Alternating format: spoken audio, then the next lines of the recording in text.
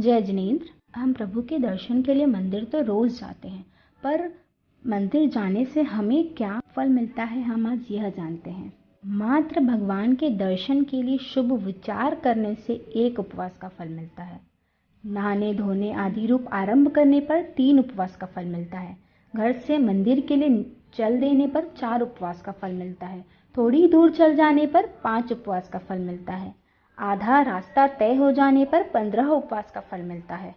मंदिर के परिसर में पहुंच जाने पर 6 मास का उपवास का फल मिलता है। मंदिर के द्वार में प्रवेश करने पर 1 वर्ष का उपवास का फल मिलता है। भगवान की 3 प्रदक्षिणा लगाने पर 100 वर्ष का उपवास का फल मिलता है।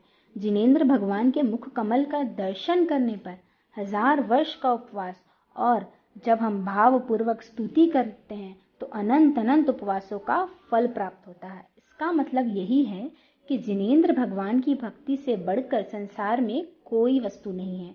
सब भावों का ही खेल है। जितने शुभ हमारे भाव उतना अच्छा उसका फल। एक बार महावीर स्वामी का समोसरण लगा था, तो राजगृह नगरी के राजा शैनिक महाराजा भी प्रभु के दर्शन वंदन के लिए हाथी में सवार हो निकल पड़े, और आकाश मार्ग से भी अन्य देवी देवता भी प्रभु के दर्शन के लिए जा रहे थे। तभी एक मेंढक के मन में भी विचार आया कि मुझे भी प्रभु दर्शन करना है। तो बस वह मेंढक देव दर्शन की भावना से कमल पंखुड़ी अपने मुंह में दबाकर चल पड़ा।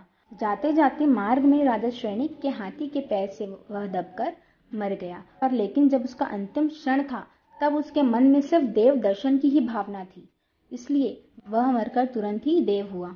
देव दर्शन की भावना से उस बेचारे ने तो यह भी नहीं सोचा कि मैं इतना छोटा हूँ, इतनी भीड़ आ रही है, मैं कहीं दबकर मर गया, या मैं कब तक पहुंचूंगा इतना धीरे धीरे भगवान के पास। बस वह तो शुद्ध भावना से चलता ही गया।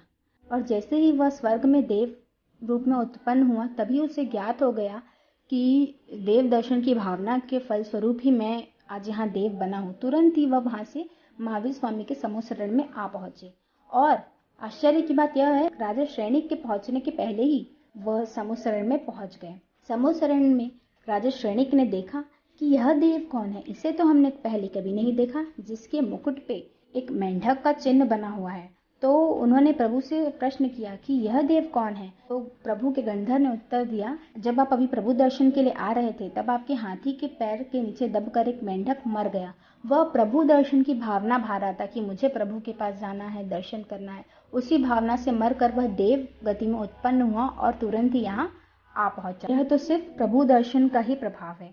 आप मनुष्य होकर जिन दर्शन का महत्व जानकर अपने जीवन का सदुपयोग करें, और अनंत जन्मों में हमने जितना भी पाप किया है उसका नाश करें। बिना उपवास किए ही हम असंख्यात उपवासों का पुण्य फल प्राप्त कर सकते हैं। बस हमारे भाव शुद्ध होने चाहिए। जय जिन शासन।